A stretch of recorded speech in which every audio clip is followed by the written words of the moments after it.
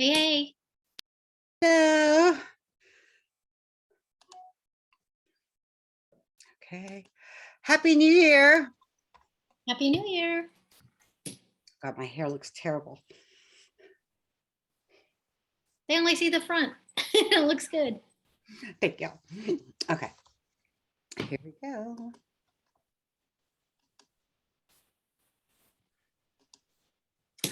Live on Facebook.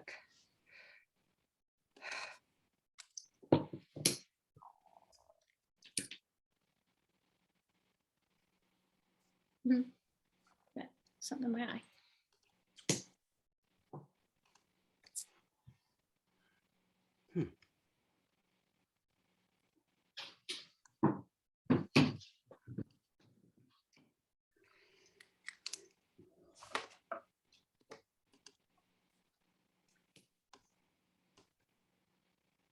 Hey, everybody.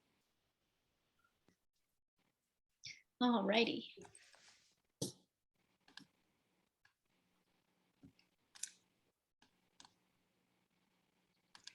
Happy New Year, everybody. Welcome back. Happy New Year. And welcome to 2022. I hope everybody had a wonderful time. So, can you hear me? I have, and I am ready for 2022. Okay.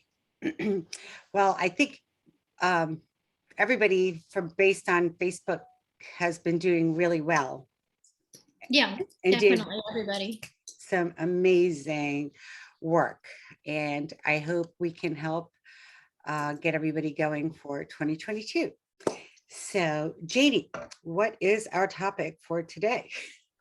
Well, we kind of started on it last week, but I think we should really focus in on what should we do. We're in the very first week of January.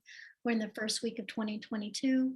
For most people, other than very hot resort markets, this is kind of the lull of the whole selling year. And it's the time that most people kind of spend getting ready for their year. So what are they going to do? What are their goals?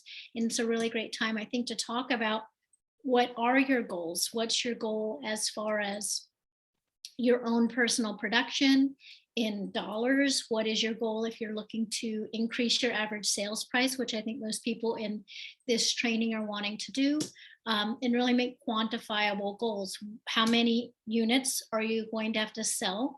How many sides are you going to have to sell to get to that? Are you going to try to grow your team? Or are you going to try to improve your profitability of yourself as an agent or your team, and really get granular with all that and break it down? So in my market and everybody's market, and Catherine talked about this, by tomorrow, at least in my market, all the numbers of 2021 are going to be available for your MLS. So what I suggest you do is you look at every single month, January, February, March, April, May, all the way through the whole year of 2021, and see what percentage of deals sold each month. So real estate is not the same every single month. In my market, it's very low, December, January, February, and then February through August or September.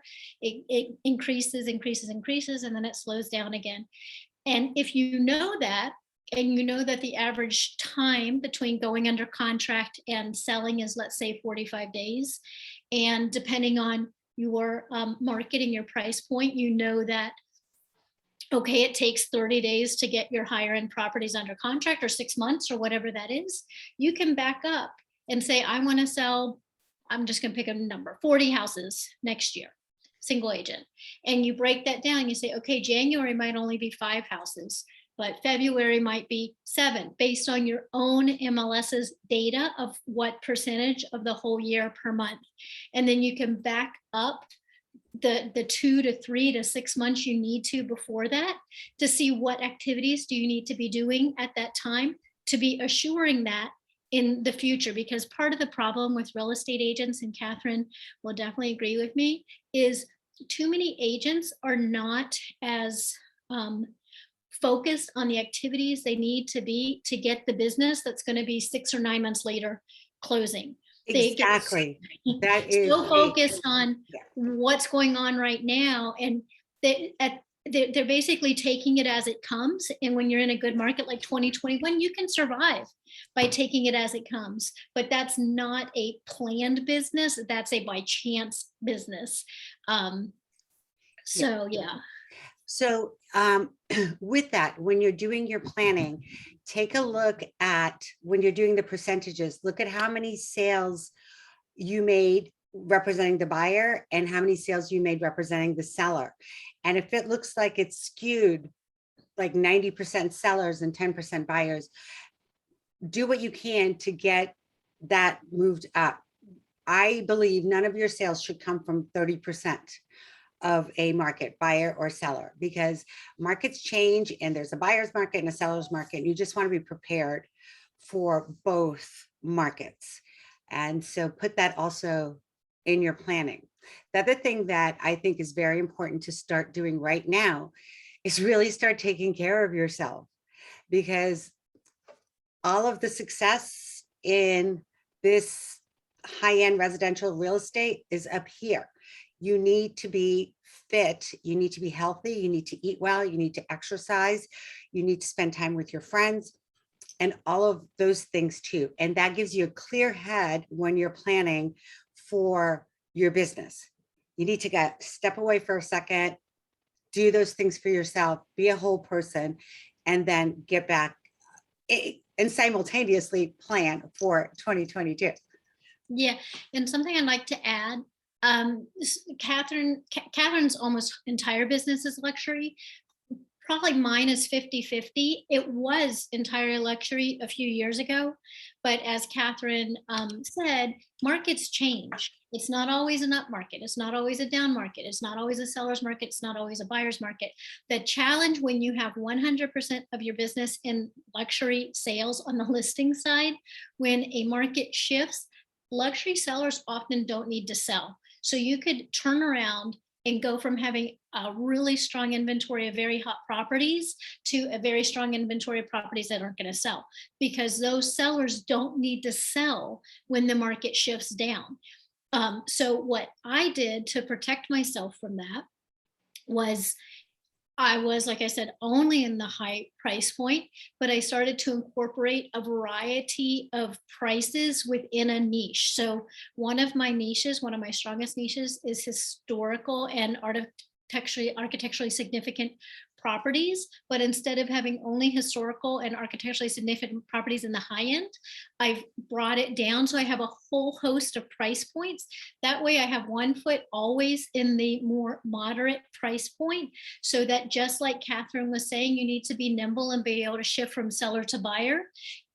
There's nothing wrong with being nimble and also shifting within your price point. So instead of just wanting to do, say, luxury real estate, where in an area, maybe it's a gated community that only has everything exactly at that price, try to find a niche or a second niche where you can have your foot in both the higher and more average sales price. In case the market does shift, you want to already be established in some other price point where you're not having to start all over from scratch when if the market turns. It will stabilize at some point. If you're brand new to real estate and you weren't in real estate during the big recession in 2007, 2008, it seems like it's been a really, really great market. And it has been a great market from about 2009 onward, but we are way into what would typically be a real estate cycle, meaning we're like overdue for not necessarily a correction, not necessarily a drop or a crash, but a stabilization. COVID is definitely helping keep that propped up.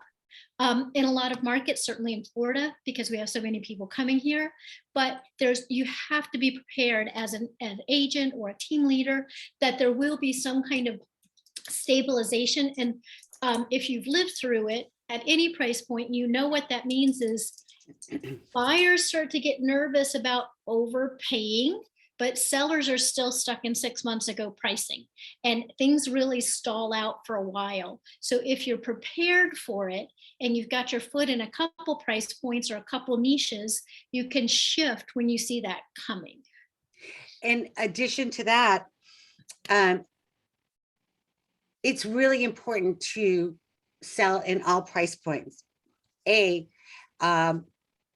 My feeling is the regular stuff pays the bills, and then those luxury deals, those are just great and fun, and they create all the extra luxury benefits for you.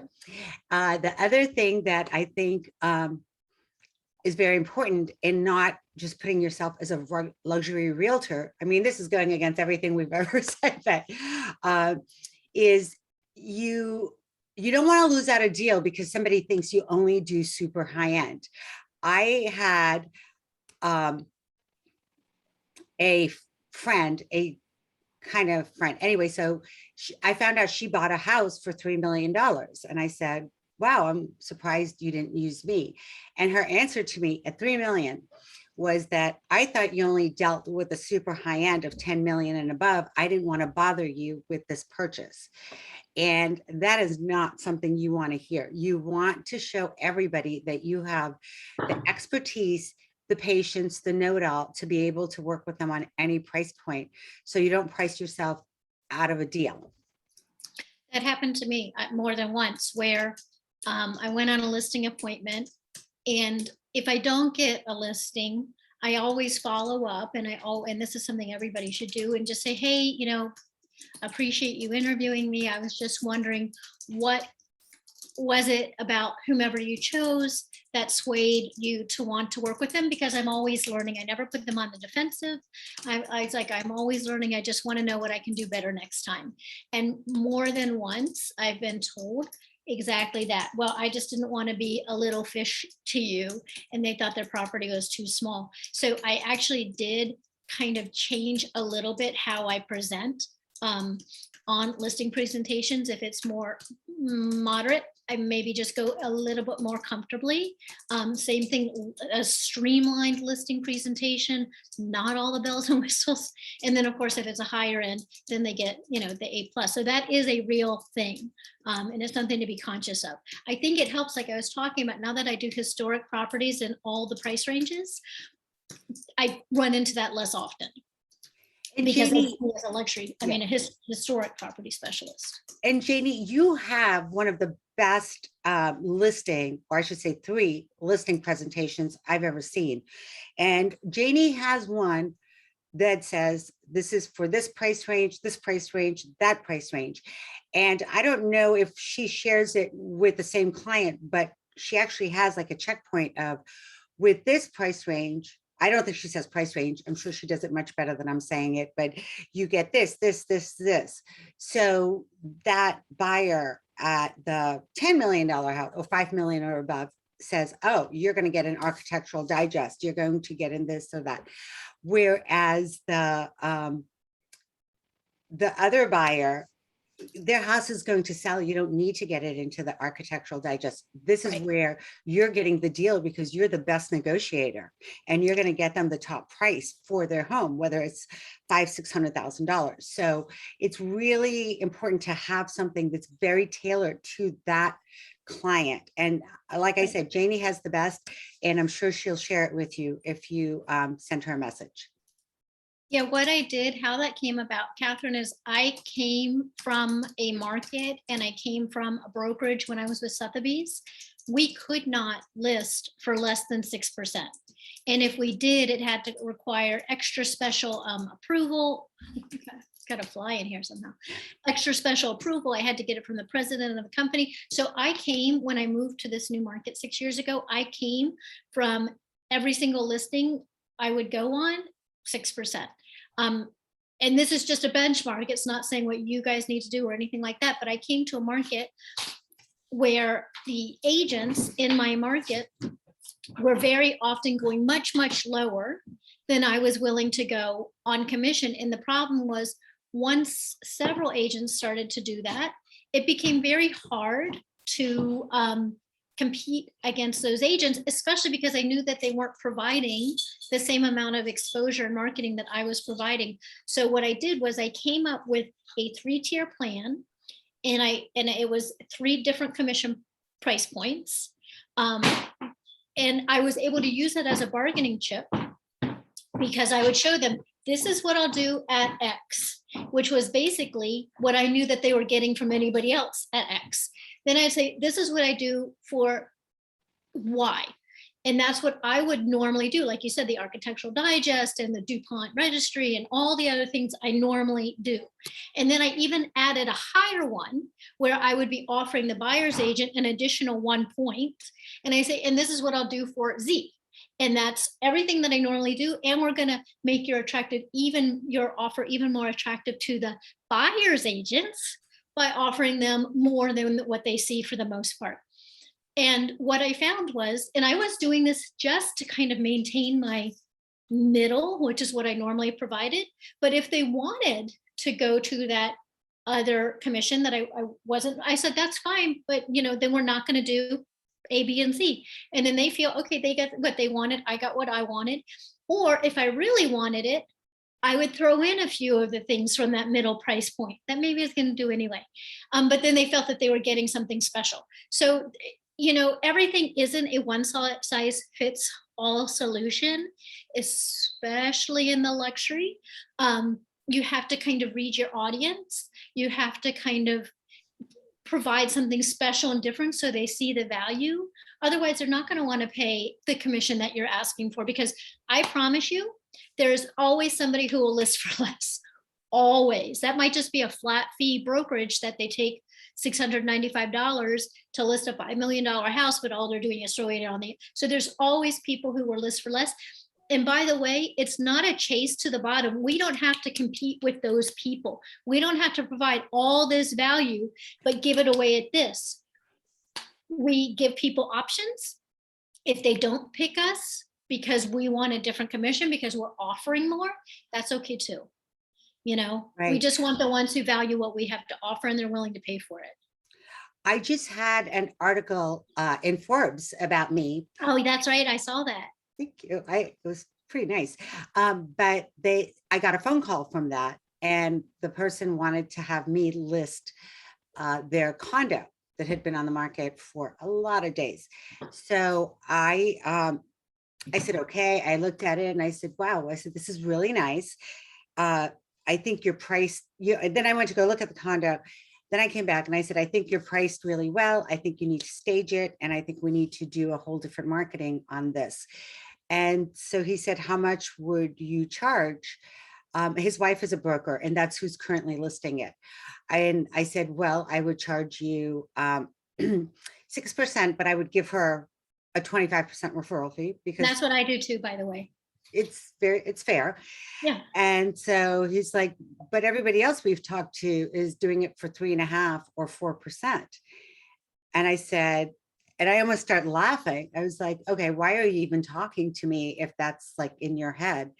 And so I said, then, and he said, I have lots of properties. I've sold properties with these agents at 3.5% and 4%.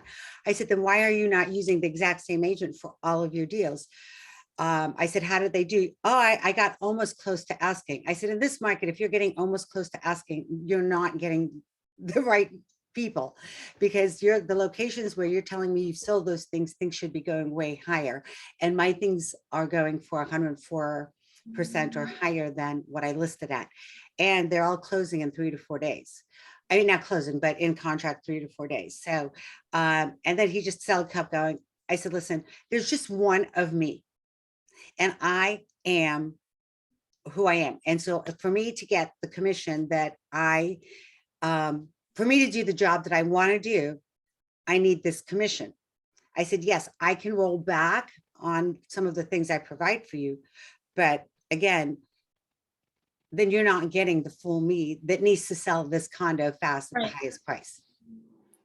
I think that's a great thing. We don't have to bend to people's wishes, especially if it means they're comparing us to somebody who's not doing the same job we have, or the same offering as far as marketing, or the same expertise in the high end for negotiations. And what I explain to agents all the time, I don't use this analogy so much with the sellers directly, but agents, there's cars out there. I have no idea why I have a fly in my house. It's like freezing cold outside. Oh. There's Fords, there's Mercedes, there's Bugattis. there's a car for every person out there, and there's a person for every car out there. But just because there's a Ford out there that's a really great car and it's $40,000 does not mean the people selling the Mercedes for $85,000, it's still a car, it still gets you somewhere, but the Mercedes is a different vehicle. So you don't say, oh, excuse me, Mercedes, I want to buy that Mercedes for $40,000 because that's what the Ford is offering down the street. No, it is the same thing. There's Kmart, there's Macy's, there's Saks, or however you want to see. And too many agents feel they can't compete on anything other than commission, and they're willing to buy the listing is really what they're doing. They're buying the listing by going on commission. You can't do that. You have to figure out what you have to offer as far as marketing, expertise, background, everything like that. And you can budge a little bit when you want to, but not when it's the only way for you to get the listing. And walking away sometimes is the best thing that happened for you, just like Catherine did. Catherine, by the way, walked away from the very first $100 million listing, $100 million listing, people, because he wasn't willing to come down, go up to the commission she was asking for, and she was willing to walk away 10 years ago. I don't know very many people 10 years ago that would have walked away from a $100 million listing, or today, but she walked away. And because she walked away, he came back around to her, said she's the person for him, because he realized that this is a person who values themselves as a professional and is going to value his house. And she ended up going on to sell that as the first person to ever sell a $100 million house in the US, I think in the world. I think it was in the US because I think something had sold in London for a little bit more, but not much. Makes sense. But the point is, that's something 10 years later, most people would be delighted to have $100 million year, or 2 years, or 5 years. So if she is willing to walk away from a $100 million listing because she knows her value and her worth, that's something we can all learn from. That's something we can all do. And giving people options. Like I said, I might go down. If I want the listing, I might go down, but I'm also going to take some of my marketing back, right? I'm not going to give them everything for the same price that an agent is offering to do it for, when I know they're not doing everything that I do. And in addition to that, there's going to be the time when you're listing and the buyer comes along and they want to use you. So all of a sudden you have a buyer client and you have a seller client. The seller or the buyer is going to ask you for you to throw some of your commission back. Right. This whole thing with Janie and I is to get those luxury listings and keep your money in your pocket. So I get asked, hey, I think, you should throw in some money to make up the difference or whatever. And I have said to them, you know what? This is my client who's the buyer. I can go and sell them another house and get a full commission. Right. They don't try to incentivize me by taking my client to buy another home. Right. I would like them to buy this house. I might even make more money by selling them another home. I'm going to sell this house to another agent, which means I'm going to get commissions, the same amount of commission. So use that in case anyone asks you to lower your commission after or during negotiations. On the buy side. That you can take that buyer and get them another house. And I think it's important, we kind of skipped over what you said when you told this gentleman who was wanting you to do it at a lower commission than you would normally do it. And he's like, well, these other agents are willing to do that. But you're like, yes, but I normally sell my listings for 100 or more than 100% of list price. So then what I say is, let's look at what your net would be if you kept with those agents, and let's look at what your net would be if you stuck with me, and factor in their commission, factor in your commission, factor in their average list to sales price ratio, factor in your average list to sales price ratio. And I've done this many times. And I was like, let's not focus on the commission, and let's focus on what the net to your pocket is based on my track record. And I guarantee you, if you're a strong agent, it's probably going to be more with you, because you're bringing to the table not just a savings and commission, you're bringing more marketing, you're bringing stronger negotiation skills, you're bringing all those things that help get them such a great list to sales price ratio, which means more money in their pocket. and headache free, because Yeah. they're dealing with you. Right. There's a lot to be said for that. You take care of everything. And that's what I tell my clients too. This is, Right. again, going back to what we did in one of our first episodes, the Ritz-Carlton approach and the level of service that you give them. The Right. peace of mind that we give them as knowledgeable agents is huge. Huge.